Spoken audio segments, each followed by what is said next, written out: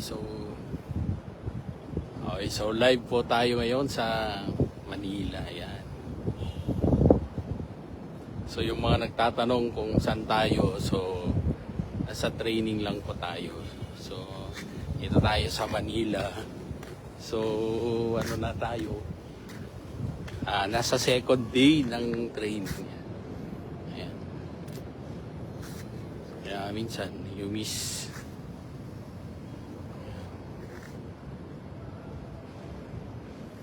Anyway, so meron palang ano rito eh.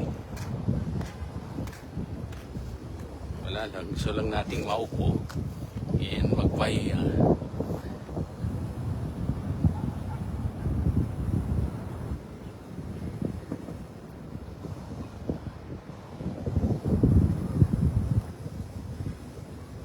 So pag mga trip-trip lang na so magpahinga rito, so ganito lang. So nag-ask din tayo ng permission na lumabas dito sa rooftop lang tayo.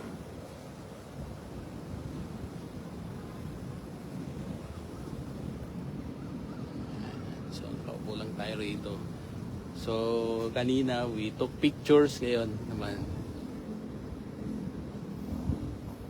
Yung mga kasama ko nagpapahinga, so tayo naman ay nandito lang. So rin nating magpahinga kahit paano makalanghap din ng sariwang hangin. Okay, so hello po sa lahat. So sa mga nagtatanong regarding doon sa ating mga topic, okay, in the previous days. So, unang-una dyan would be yung pag-guest natin sa yung pag-guest natin sa radyo via Bombo Vegan. So, nag-guest tayo doon dahil syempre they ask us to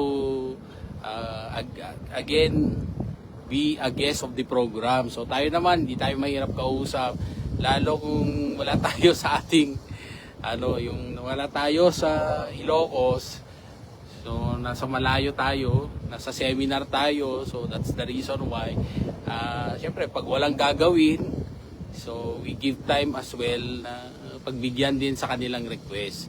So yung topic namin na pinag-usapan ay of course yung mainit pa rin na tungkol doon sa Sampaguita girl at yung sa security guard. So wag daanin yung ating mga komento base sa ating nararamdaman kung ang ating pinupunto ay punto legal. Okay, so yun naman yung tip ko sa inyo kasi minsan nadadaan kayo sa damdamin. So syempre doon sa video mismo makikita mo na merong unang-una dyan would be yung pang-abuso. So, sa naman natin, pananaw natin, hindi po tama yun. Okay, shall we say na merong pagsisinungaling sa part ng bata dahil instead of saying na siya ay 22 years old, so yung paniniwala kasi niya na yun yata na kung ikaw ay minor na nakikita doon na nagbebenta ng Sampaguita, mas marami ka daw kasing ma-convince na tao na bibili sa'yo. So, ngayon, that's part of marketing. Yung ginawa niya, syempre, para makuha yung simpatsya ng tao at makapagbenta siya na lalo, ay nagsusuot siya ng damit na pang minor. Okay, so syempre, yung minor, pag nakadamit yan ng pang-elementary, so sa tingin mo minor yan, so most likely yung feeling na maawa ka doon, kaya tendency would be you would buy yung Sampaguita na binibenta niya. So ang komento naman natin doon, that's marketing strategy yun. So meron ba siyang nilabag sa batas? The answer is no, wala namang pinagbabawal doon sa kanyang ginawa. So, wag nyo nang gawan ng issue. Strategy niya yun para mas maraming bubili sa kanyang produkto. Yun lang yun. So wala naman siyang masamang ginawa. So huwag bigyan ng issue. So bata pa lang siya, nagsisinungaling na. Oo. Okay, so yung punto na doon na pagsisinungaling siguro sa tingin nyo, pero that's an exercise of ano yan. Parang marketing strategy yun. Okay, so marketing strategy niya lang yun para makakuha siya ng mas maraming mas maraming kliyente or customer para sa kanyang sampagitan na binibenta. So walang issue doon. So punta naman tayo doon sa part ng security guard. So syempre yung security guard obligasyon niya na pangalagaan yung property ng kanyang amo na pinagsasabihan. So ngayon siguro yung guard na yon is under contractual status under an agency. So ganun po yon. So kung nasa agency siya, so kailangan niya pagsilbihan na maayos yung agency. So obligasyon niya sa agency na siyempre protektahan yung property ng principal. Okay, ng principal, which is yung isang mall. So ngayon yung tanong natin dyan would be siyempre sa pang-protect natin ng ating sa property ng isang employer or yung principal, said dito may agency so yung principal dito would be yung mall, yung agent, yung agency kung saan na siya nagtatrabaho, at yung employee, yung security guard. Ngayon, moving forward to that, yung tanong nila is, tama ba na ganun din yung gagawin mo na paraan ng pagtaboy doon sa bata, di ba? Or sabihin natin, hindi bata yon, matanda na kasi 22 years old nga. So, ganun ba yung tamang gawin para paalisin siya doon sa premise? So, ang question ko dyan would be, that would constitute physical abuse. So, pwede namang sabihan siya na wag dito pumwesto kasi bawal. So, dahil ito ay obligasyon ko na to protect it, di ba, yung property. So, obligasyon naming gwardiya. So, meron namang diplomasyang matatawag.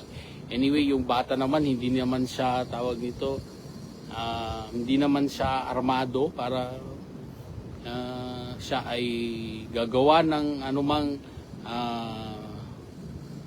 yung makakasakit, okay, sa mga tao na nandoon. So, kaya sabi ko, bakit naman kasi ginawang pisikal yung pagtaboy doon? So nakita nyo naman sa video, hindi naman di ba, picture paint sa 1,000 words. So wala, hindi naman nagsisinungaling yung video sa nakita natin, di ba? So wag natin i-justify that it's because nagsinungaling yung biktima doon, will justify as well yung ginawa ng security na paraan ng pagtaboy sa kanya. Hindi naman po yun. Okay, so moving forward, so tama ba natanggalin? Yan yung labor issue dyan. Tama ba natanggalin din yung security guard doon sa kanyang ginawa? So sa ilalim ng natin, labor code, what constitute, okay, what kind of violation yung nagawa ng security that would be a ground for just termination. So sa batas kasi dalawang klase yan na paraan ng pag-terminate ng isang empleyado. So unang dyan would be through authorized cause, and yung pangalawa is just cause. Okay, pag authorized cause, ang implikasyon niyan would be it is employer driven termination. Like for example, merong labor saving device. Yung isang employer, so kailangan niyang magtipid, merong mechanization ng kanyang mga proseso. So anong gagawin doon kung may mechanization? So kung may mechanization yan, hindi yan dahilan na yung termination ng employment. It's because of outside the force of the employee So, kung employer yung gumawa ng hakbang para mabawasan ang kanyang mga empleyado or merong layoff ganyan. So, ang implication kasi po niyan is that babayaran ng separation pay yung mga matatanggal sa trabaho. So, yun po. So, ngayon, moving forward, doon naman sa just cause, yung just cause na termination would mean, di ba, pag just cause kasi yan, ang dahilan ng kanyang termination ay dahil doon sa mismong empleyado, meron siyang hindi nagawang di tama. Doon sa kanyang employer. So dito sa kaso na to, 'di ba, merong nakitang pang-aabuso na ginawa ng security doon sa bata. Okay, so kung may pang-aabuso, so ano sa tingin ng employer doon, is that a form of grave misconduct? Okay, so in exercise of his official duty. So kung titingnan mo, 'di ba, hindi naman ano 'yan eh. Hindi naman one time incident naman 'yon yung nangyari. So para sa akin, 'di ba, would that constitute a just cause? So hopefully hindi naman, kasi at the end of the day, nagkapatawaran naman na yata yung mga yung biktima at yung tawag nito yung security guard. So kung sa tingin ko, yung namang termination from employment or your removal from the service, yung security, it's sa labor ang tawag doon,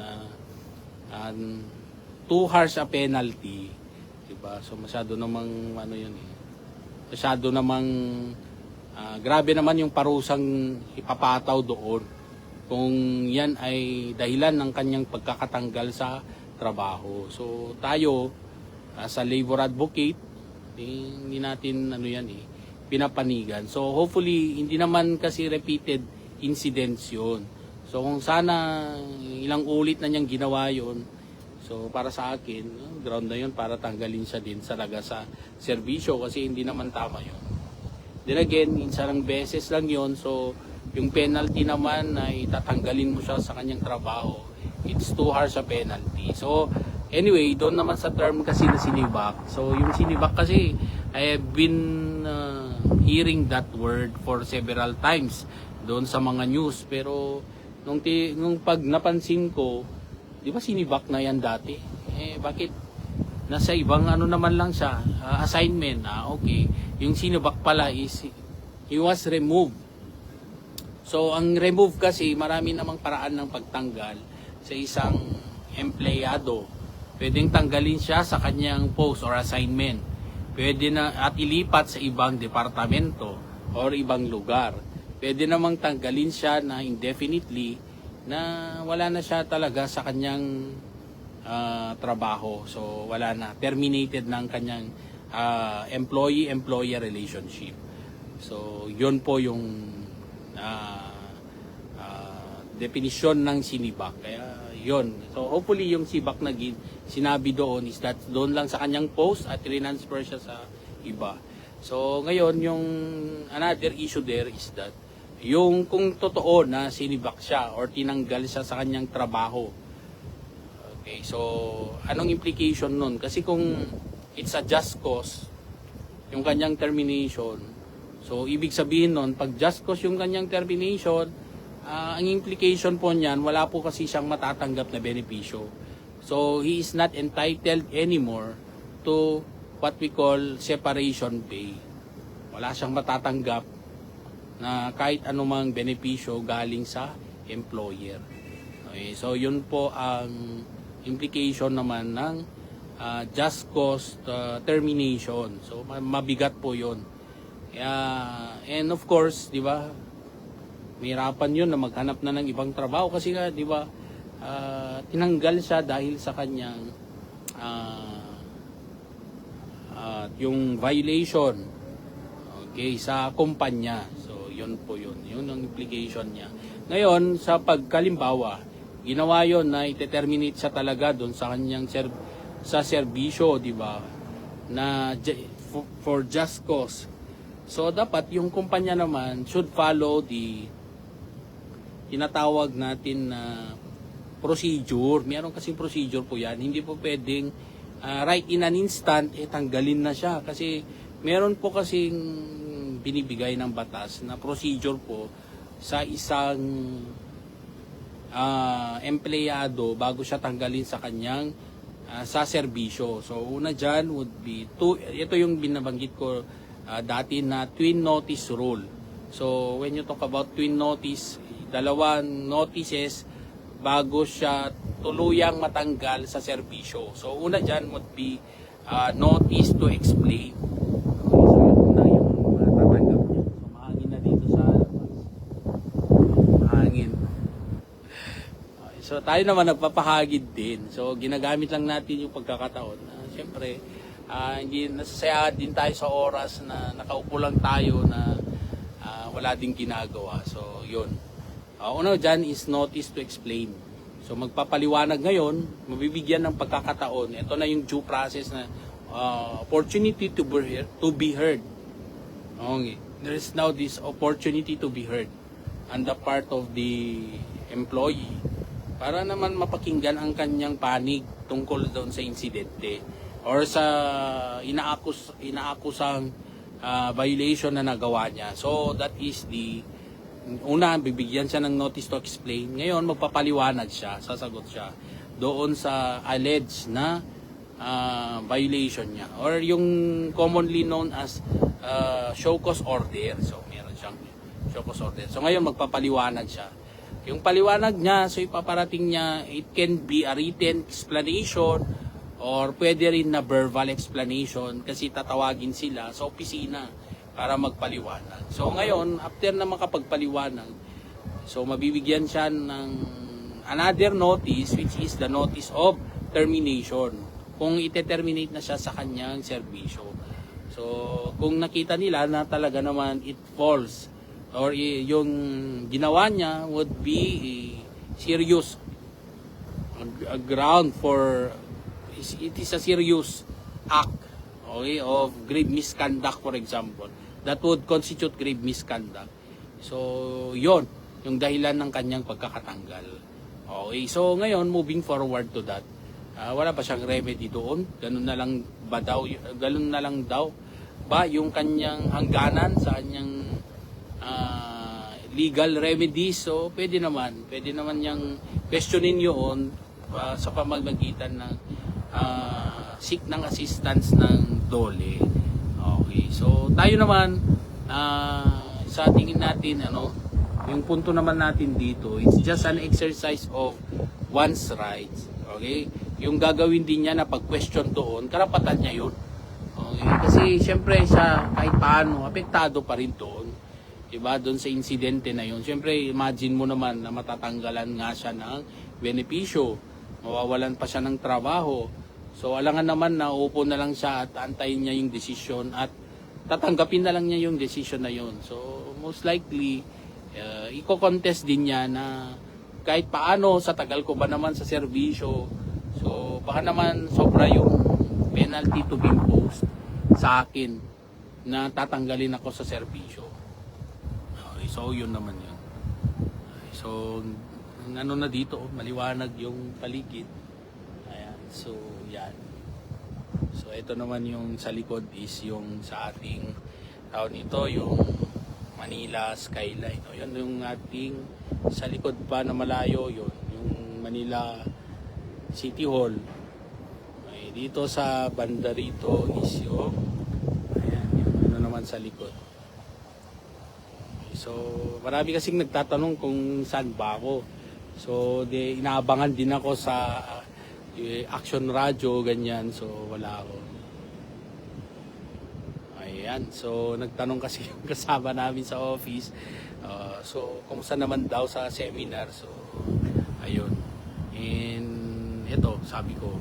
And another thing also, syempre, kung nagtatanong na, so marami akong sasagutang mga tao. So sabi ko, di mag-live na lang ako. Anyway, ano naman to, mas, diba? Wala nang edit, live na to. So hello po sa lahat. O yun, pati roommate ko nanonood.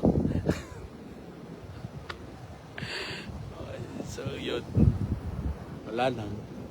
Ganda pala dito sa taas. Tapos mamaya pala, sasarado yung pinto, no? Hindi na ako makababa. Dito na ako matutulog.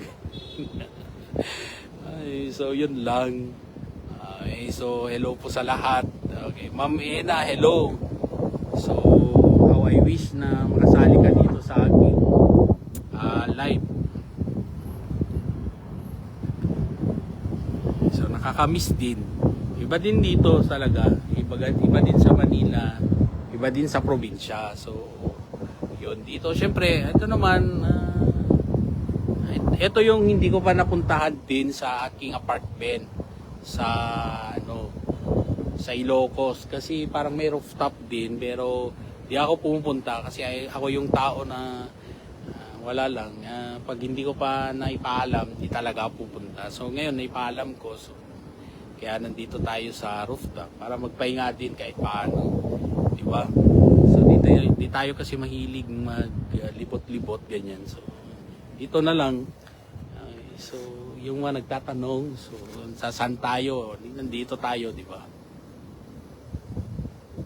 Okay, so yung mga nagsasawa sa aking mukha, pwede ko naman, ayan.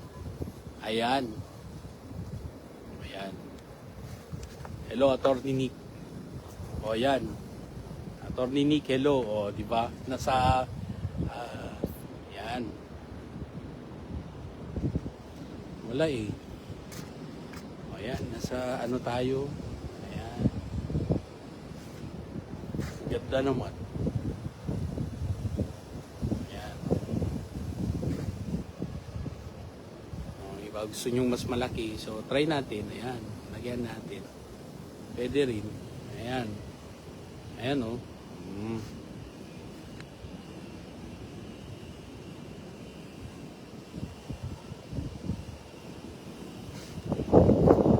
Wala eh.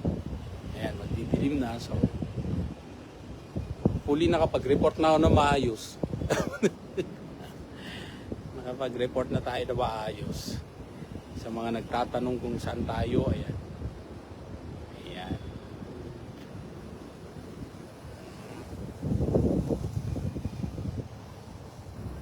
So, yun po. Yan lang. So, that's it.